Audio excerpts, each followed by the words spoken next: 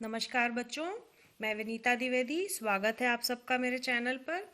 आज मैं आप सबके लिए कक्षा 9वीं से संस्कृत विषय में एकादश पाठ अर्थात 11वां पाठ पर्यावरण लेकर आई हूँ।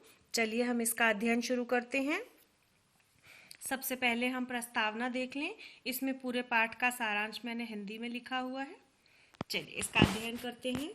प्रस्तुत पद्यांश पर्यावरण को ध्यान में रखकर लिखा गया है। एक लघु निबंध है। वर्तमान युग में प्रदूषित वातावरण मानव जीवन के लिए भयंकर अभिशाप बन गया है। नदियों का जल कलुषित हो रहा है, वन वृक्षों से रहित हो रहे हैं, मिट्टी का कटाव बढ़ने से बाढ़ की समस्याएं बढ़ती जा रही हैं। कल कारखानों एवं वाहनों के धुएं से वायु विषैली हो रही है। वन्य प्राणियों की जातियां भी नष्ट हो रही हैं। वैज्ञानिकों के अनुसार वृक्षों एवं वनस्पतियों के अभाव में मनुष्यों के लिए जीवित रहना असंभव प्रतीत होता है। पत्र अर्थात पत्ते, पुष्प, फल, काष्ठ अर्थात लकड़ी, छाया एवं औषधि अर्थात दवा प्रदान करने वाले पादपों, पादप अर्थात पौधे एवं वृक्षों की उपयोगिता वर्तमान समय में पूर्वापेक्षा अधिक है। पूर्वापेक्षा का अर्थ है पहले की अपेक्षा अब। ऐसी परिस्थिति में हमारा कर्तव्य है कि हम पर्यावरण के संरक्षणार्थ अर्थात संरक्षण के लिए उपाय करें। वृक्षों के रोपण यानी वृक्ष लगाएं, नदी जल की स्वच्छता, ऊर्जा के संरक्षण, ऊर्जा अर्थात बिजली, वापी, कूप, तड़ाग ये सब जलाशय के नाम हैं, उद्यान आदि के निर्माण और उनके स्वच्छ रखने में प्रयत्नशील हूँ ताकि जीवन सुखमय एवं उपद्रव रहित हो सके। उपद्रव अर्थात परेशान, ठीक है, यहाँ पर परेशान यानी कोई हमें परेशान ना कर सके। इस तरह से यह पाठ का पूरा सारांश आपके सामने प्रस्तुत किया गया है। चलिए हम पाठ का अध्ययन शुरू करते हैं। मैं एक एक पंक्ति आपके सामने पढ़ूंगी एवं उसका अर्थ आपको बताऊंगी। आप ध्यान से सुनिएगा। प्रकृति समेषां प्राणिनां संरक्षणाय यतेत। प्रकृति समान रूप से इन प्राणियों की सुरक्षा की कोशिश करता है। यम सर्वान् पुष्पाति विविध प्रकार सुख साधने च तर्पयति। यह सभी का विविध प्रकार से पोषण करती है और सुख साधनों से उन्हें तृप्त करती है। पृथ्वी जलम तेज वायु आकाशः च अस्या प्रमुखानि तत्वानि अर्थात पृथ्वी जल अग्नि वायु एवं आकाश इनके प्रमुख तत्व हैं। आगे बताया है तन्या एव मिलित्वा पृथकत्या वा अस्माकं पर्यावरणं रचयन्ति। वे सभी मिलकर अथवा अलग से हमारा पर्यावरण बनाते हैं।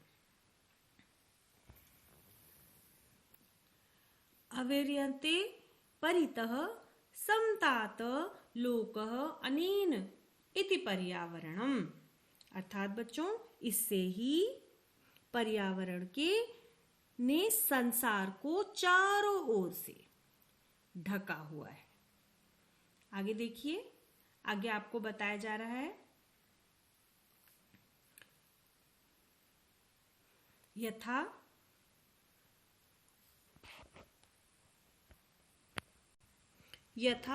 अजात शिशु मातृगर्भे सुरक्षितः तिष्ठति तथैव मानवः पर्यावरण कुक्षय अर्थात बच्चों जैसे अजन्मा शिशु माता के गर्भ में सुरक्षित रहता है वैसे ही मनुष्य पर्यावरण के गर्भ में सुरक्षित रहता है। अब आगे आपको बताया है परिकृष्टः प्रदूषण रक्षितं च पर्यावरणम् अस्मभ्य सांसारिक जीवन सुखम सद्विचारम सत्संकल्पम मांगलिक सामग्रिश्च प्रददाति अर्थात शुद्ध एवं प्रदूषण रहित पर्यावरण हमें सांसारिक जीवन सुख, अच्छे विचार, सत्य संकल्प और मांगलिक सामग्री देते हैं। ये आपको इसमें बताया जा रहा है। आगे देखें प्रकृति को अपि आतंकितो जनः किम कर्तुम प्रभवति अर्थात प्रकृति के क्रोध से आतंकित मनुष्य क्या कर सकता है। एग्जाम्पल में आपको बताया जा रहा है, जलप वने अग्निभये भूकंपे वातिचक्रे उल्कापातभिनश्य और सप्त तजस्य मानवस्य क्व मंगलम। अर्थात यहाँ पर आपको बताया जा रहा है कि बाढ़ से, आग के डर से, भूकंप से, बवंडर से और उल्कापात आदि के दुखी मनुष्य कहाँ जा सकता है, अर्थात उसका मंगल हो सकता है क्या। इन सारे दुख, यदि ये सारे प्रकृति से ये सारे दुख हमें मिले तो क्या हमारा मंगल हो सकता है। तो इस तरह की बात इसमें बताई गई है। अब हम आगे चलते हैं। अतएव अस्माभिः प्रकृतिः रक्षणीया तेन च पर्यावरणं रक्षितं भविष्यति। इसलिए हमारे द्वारा प्रकृति रक्षणीय है और उससे पर्यावरण रक्षित होगा। ये यहाँ बताया गया। प्राचीन काले लोक मंगल शासेन ऋषिये वने निवसति स्म। अर्थात प्राचीन काल में लोक कल्याण के लिए की कामना के लिए ऋषि वन में रहते थे। ऐसी इच्छा करते थे कि हम मनुष्यों के लिए हम वन में रहेंगे और हमारे तपस्या से वहाँ के लोग भी सुखी रहें। यतो ही वने सुरक्षितम पर्यावरण मुक्ति लभते स्म। अर्थात क्योंकि वन में ही सुरक्षित पर्यावरण उपलब्ध होता है। तत्र विविधा विहगाः कलरव कुत्री श्रोत्रसायनम ददाति। अर्थात वहाँ अनेक प्रकार के पक्षी अनेक कलरव अर्थात शोर से कानों को रसायन अर्थात अमृत प्रदान होता है। सरितो गिरि निर्झरश्च अमृतावादु निर्मलम जलम प्रक्षयति। अर्थात नदियां और पर्वतों के झरने अमृत के समान स्वादिष्ट और निर्मल जल देते हैं। वृक्षाः लताश्च फलानि पुष्पाणि ईंधन काष्ठानि च बहुत्येन समुपरहन्ति। अर्थात वृक्ष और लताएं, फल और फूल, ईंधन की लकड़ी और बहुलताएं, ये सारी चीजें हमें देते हैं। आगे आपको बताया जा रहा है कि शीतल मंद सुगंध वन पवनाः औषध कल्पम प्राणवायुम वितरति। अर्थात बच्चों आपको बताया जा रहा है कि शीतल मंद और सुरक्षित वन की हवा यानी कि वहाँ की वायु औषधि कल्प प्राणवायु विखेरती है। वहाँ पर इस तरह की वायु फैली रहती है। इस तरह से आपको बताया जा रहा है। चले अब हम आगे चलते हैं। परंतु स्वार्थंधो मानवः तत्रैव पर्यावरणम् अद्य नाशयति। परंतु स्वार्थ से अंधा मनुष्य तो आज पर्यावरण का नाश ही करता चला जा रहा है। स्वलभाय जनाः बहुमूल्यानि वस्तुनानि नाशयति। थोड़े लाभ के लिए, अपने थोड़े से लाभ के लिए मनुष्य बहुमूल्य वस्तुओं का नाश कर देते हैं। जनाः यंत्र गराम विषाक्त जल नद्या नित्यपयंती। अर्थात कारखाने का जहरीला जल नदी में गिराया जा रहा है। आपको इस तरह से बताया जाइए। हमें पता है ना, आज जो इतनी सारी फैक्ट्रियां हैं उनका जो कचरा निकलता है वो कहाँ जाता है, नदियों में मिश्रित हो जाता है। नदियों के पानी को विषैला कर देता है। नदी जलमपि तर सर्वथा पेयम जायते। यानी नदी का जल ही सर्वथा पीने योग्य नहीं रहता है। वहाँ के जो है एक लाइन रह गई बच्चों इसमें, हाँ, कि जल रक्षणाय च जलेन नीव नशो भवति नदी जलमपि तत्सर्वधा पेयम जायते। अर्थात बच्चों जिसमें मछलियां आदि और जलचर आदि क्षण भर में ही उसका पानी पीकर उनका नाश हो जाता है, यानी अर्थात वो भी उसमें मर जाते हैं। अब आगे देखें, नदी जलमपि तत्वात् पेयम जायते। नदी का जल भी पीने योग्य नहीं रह जाता है। मानवाः व्यापवर्धनाय वन वृक्षान् निर्वेक सिद्धिनां तस्मात् अनवृष्टः प्रवर्धनः वनराव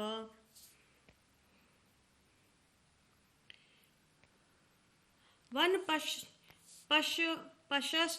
पशवश शरण रहिता ग्रामेषु उपद्रव विविधयति। अर्थात बच्चों, यहाँ पर आपको बताया जा रहा है कि वन में वृक्ष व्यापार बढ़ाने के लिए विवेकहीनता से काटे जा रहे हैं। वृक्षों के लिए कोई हमारे मन में सहानुभूति नहीं बची है, जिससे सूखा बढ़ता जा रहा है। और शरण रहित वन में जो उसके शरण में रहते हैं, वन के पशु गांव में उपद्रव कर रहे हैं, अर्थात गांव में आते हैं और गांव के लोगों को परेशान करते हैं। शुद्ध वायुरपि वृक्ष कर्तनात् संकटापोन्नो जायतो एव हि स्वार्थंध मानवे विकृतिम उपगताः प्रकृति एव सर्वेषां विनाश कर्त्री भवति। अर्थात यहाँ पर वृक्षों को काटने से शुद्ध वायु भी संकट से युक्त हो गई है। इसी प्रकार स्वार्थ से अंधे मनुष्य के द्वारा विकृति को प्राप्त प्रकृति ही उनका विनाश करने वाली हो गई है। अर्थात प्रकृति को जब ये पता चल रहा है कि जो है इस तरह से मुझे दुख दिया जा रहा है, तो प्रकृति भी उन्हें विभिन्न प्रकार से परेशान करने का कार्य कर रही है। तो वो हम जो है प्रकृति से के कष्टों में भी घिरते जा रहे हैं। अर्थात कहीं कहीं भूकंप आ रहा है, कहीं सूखा पड़ जा रहा है, इस तरह की सारी चीजें हो रही हैं। विप्रकृति मुपगते पर्यावरणे विविधा रोगाः भीषण समस्या च संभवति। अर्थात बच्चों, यहाँ पर आपको बता रहे हैं कि पर्यावरण के विकार से कितने सारे रोग भीषण समस्या पैदा कर रही है। यानी इस समय तो हम कोरोना संकट में जूझ रहे हैं, ये सब भी एक तरह की समस्याएं हैं। आगे देखिए, तत्सर्वमिदानी चिंतनीयम प्रतिभति। अर्थात वह सब चिंतनीय लगता है। ये सारी चीजें जो है हमारे लिए सोचने योग्य हो गई हैं कि अब हम क्या करें इसके लिए। चलिए अब हम आगे चलते हैं।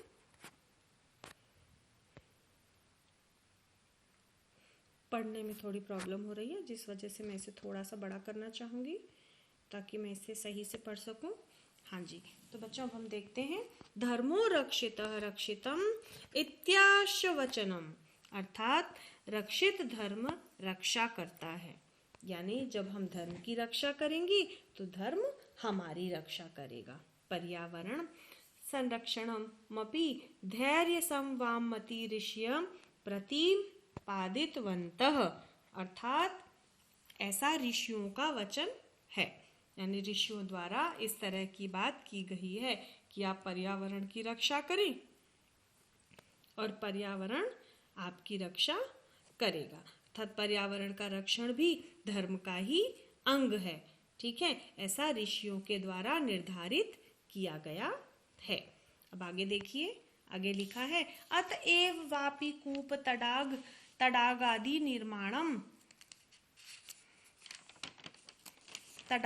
निर्माणम देवायत विश्राम गृह दिशास्थ पश्चन्न धर्म सिद्धे श्रोतो रूपेण अंगीकृतम। अर्थात तो ही वापी यानी छोटे जो कुएं होते हैं उन्हें वापी कहते हैं, तालाब इन आदियों का निर्माण कर और मंदिर और विश्राम गृह आदि के निर्माण की स्थापना धर्म की सिद्धि के स्रोत रूप से स्वीकार किए गए हैं। कि धर्म कहता है कि जगह जगह छोटे छोटे कुएं बनवाए जाएं, तालाब इत्यादि का निर्माण करवाया जाए, कहीं मंदिर बनवाया जाए, कहीं विश्राम गृह बनवाया जाए, ताकि लोग घूमने आए तो आराम कर सके। ये सब धर्म की स्थापना के स्रोत हैं। यानी धर्म, अगर आप धर्म को मानते हो तो यह कार्य करो, ये कार्य धर्म के लिए धर्म का कार्य कहलाता है। धर्म सिद्धे स्रोत रूपे अंगीकृत।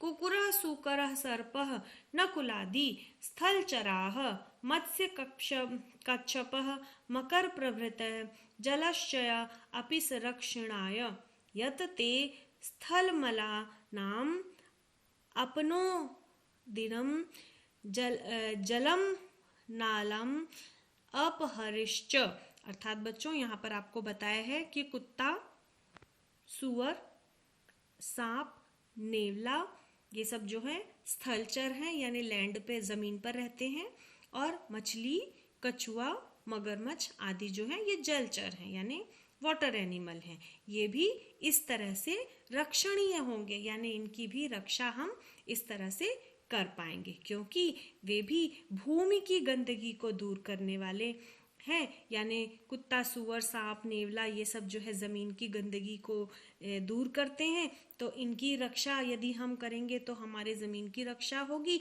और पानी, कछुआ और मगरमच्छ की रक्षा यदि हम गंदगी न करके, पानी में गंदगी न करके करेंगे तो वो हमारे पानी को गंदा नहीं होने देंगी। इस तरह से आपको बताया गया। और जल की गंदगी को भी, भूमि की गंदगी को दूर करने वाले और जल की गंदगी को दूर करने वाले ये सभी प्रकृति के प्राणी हैं। ठीक है, अब आपको बताया कि प्रकृति रक्षाया एव लोक रक्षा संभवती इत्र नास्ति संशयः। अर्थात प्रकृति की रक्षा से ही लोगों की, लोक की, विश्व की रक्षा संभव है। यह इस पाठ का संदेश है, इस पाठ का मैसेज है कि प्रकृति की रक्षा ही लोक अर्थात विश्व की रक्षा संभव है। यही पॉसिबल तभी होगा जब हम नेचर की रक्षा करेंगे, तब हमारे दुनिया की रक्षा हो पाएगी। तो इस तरह से ये आपका पाठ रहा। इसके साथ ही बच्चों यह पाठ समाप्त हुआ। पाठ आपको कैसा लगा मुझे बताइए।